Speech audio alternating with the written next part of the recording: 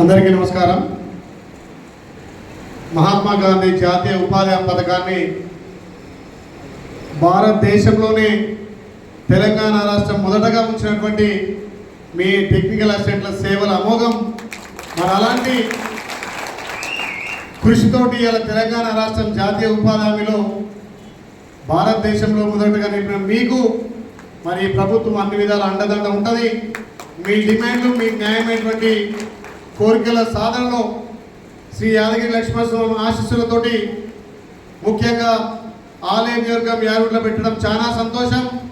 దీనికి 33 జిల్లాలో వచ్చినటువంటి టెక్నికల్ అసిస్టెంట్లకు ఈ సభ అధ్యక్షులు మీ రాష్ట్ర నాయకులు వెంకట్రామరెడ్డి గారికి, అదేవిధంగా జిల్లా అధ్యక్షులు మా సన్నిధులు రమేష్ గారికి, మీ అందరికీ అన్ని విధాల వెన్నంటుండి ఆనాడు ఉద్యమ కాలం నుంచి కూడా మీ అందరికి వెన్నుదండు ఉన్నటువంటి మా పెద్దలు మా ఉపేంద్ర రెడ్డి గారు, వేదిక మీదటువంటి 33 జిల్లాల అధ్యక్షులు, ఇక్కడికి వచ్చినటువంటి సుమారు 1000 నుంచి 1100 మంది టెక్నికల్ అసిస్టెంట్లకు పేరు పేరున ధన్యవాదాలు తెలియజేస్తున్నాం.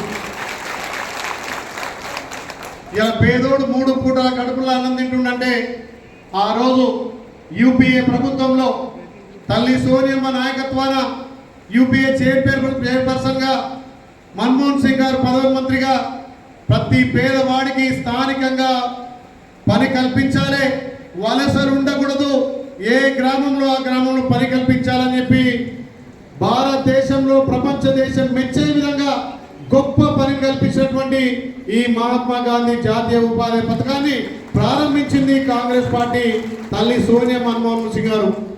మరి సుమారు 20 సంవత్సరాలు 2000 అంటే 19 సంవత్సరాలు పూర్తి చేసుకొని 20 సంవత్సరాలు పోతున్నాం.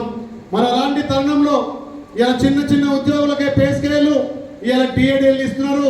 మరి ప్రతి గ్రామంలో అహర్నిశలు అక్కడ రైతులకు, వ్యవసాయ కూలీలకు, అక్కడ ఉన్నటువంటి టెక్నికల్ అసిస్టెంట్లకు కానీ పని కల్పిస్తూ ఏ పని చేయాలన్నా మీరే ఆ పని క్రియేట్ చేసి దాన్ని అంచనా వేసి దాన్ని బిల్ వచ్చే విధంగా ఆఖరికి అక్కడ ఉన్నటువంటి కూలీలకు కూడా పని కల్పించి డబ్బులు ఇప్పించేంత వరకు కూడా మీ శ్రమ మీ కష్టం ఉంది. కాబట్టి ఇవాళ తెలంగాణ రాష్ట్రం భారతదేశంలో జాతీయ ఉపాధి పథకంలో అగ్రగామిగా ఉంది. ఎందుకంటే మీ అందరి కృషి, మీ అందరి కష్టఫలం. మరి అలాంటిది మీ హక్కుల కోసం తప్పకుండా ఈ ప్రజాప్రభుత్వంలో గౌరవ ముఖ్యమంత్రి నేతృత్వంలో తప్పకుండా మీకు రావాల్సినటువంటి న్యాయమైనటువంటి ఇలా టీఏడీఎల్ విషయంలో కానీ, మీ రెగ్యులేషన్ విషయంలో కానీ, మీ పే స్కేల్ విషయంలో మీ బిడ్డగా మీ తరఫున అసెంబ్లీలో మాట్లాడతానని చెప్పి ఈ వేదిక మీద మీకు మాటిస్తున్నా. ముఖ్యంగా ప్రజాపాలనలో గౌరవ ముఖ్యమంత్రి నేతృత్వంలో ఇచ్చినటువంటి హామీలతో పాటు ఏదైతే ఎలక్షన్ మేనిఫెస్టోలో పెట్టినటువంటి ప్రతి హామీని, ప్రతి పథకాన్ని ఇంప్లిమెంట్ చేసుకుంటూ తప్పకుండా మిమ్మల్ని రెగ్యులేట్ చేసే విధంగా మన పెద్దక్క సీతక్క గారి నేతృత్వంలో అతి త్వరలో మీ జిల్లా నాయకులు, రాష్ట్ర నాయకులతోటి అక్కతోటి సమావేశం ఏర్పాటు చేసి అసెంబ్లీ సమావేశాల ముందే మీకు రావాల్సినటువంటి న్యాయమైన డిమాండ్ల పట్ల నేను కొట్లాడతానని చెప్పి మీకు మాటిస్తున్నా. ఇలా సుమారు 20 సంవత్సరాలు నిజంగా నేను ఇక్కడికి వచ్చినాక మా ఉపేంద్ర అడుగుతున్నా, అన్న ఎంత ఉంటుంది ఒక్కొక్కరికంటే 70 నుంచి 80 వేలు ఉంది అనుకున్నా. సీనియర్ అయితే 30,000, 35,000, జూనియర్ అయితే 20,000. అంటే ఈ రోజులో పెరిగినటువంటి ధరలకు కానీ, ఈ రోజు ఉన్నటువంటి నిత్యావసర వస్తువులకు కానీ మీకు ఇచ్చే డీజిల్ ఖర్చు నెలకు 30 అయితే 10 రోజులు కూడా రావాలి నాకు తెలుసు. మరి వాటి మీద కూడా నేను పోరాడతా. ఏదైతే భారతదేశంలో ఇంత పెద్ద పథకాన్ని పెట్టినటువంటి కాంగ్రెస్ పార్టీకి మంచి పేరు వస్తుంది. గ్రామాలలో రైతన్నలు కానీ వ్యవసాయ కూలీలు వలసలు పోకుండా ఏ గ్రామంలో పని కలుగుతుంటే ఇవాళ కేంద్రంలో ఉన్నటువంటి బీజేపీ పార్టీ దీనికి బడ్జెట్ తగ్గించి పని దినాలు కూడా తగ్గియాలని చెప్పి ఆలోచన చేస్తుంది. చరిత్రలో ఇట్లాంటి పథకాన్ని బీజేపీ పెట్టలేదు, తేలేదు, పేదోడి కడుపు నింపలేదు. ఇలా బీజేపీ కార్పొరేట్ సంస్థలకు అనిల్ అంబానీ, అదానీ, అమెజాన్లకు ఊడిగం చేస్తున్నారు. 1000 కోట్లు బ్యాంకులకు దారదత్తం చేసి ఎగ్గొట్టడంలో మొదలున్నారు.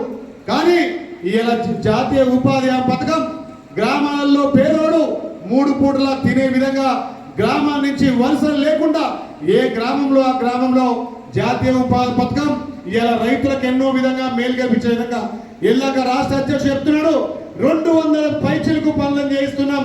ఇలా అందులో భాగంగా అక్కడ 100 రూపాయలు పని అయితే 60% కూలీలకు పోయినా 40% ఆ గ్రామ అభివృద్ధి, గ్రామంలో సీసీ రోడ్ కావచ్చు, అవసరం ఉంటే అక్కడ కమిటీలు కావచ్చు, గ్రామ పంచాయతీ కావచ్చు, ఎన్నో రకాల మెటీరియల్ కాంపౌండ్ కుండా తీసుకుంటున్నామంటే ఇది భారతదేశంలో గొప్ప చరిత్ర.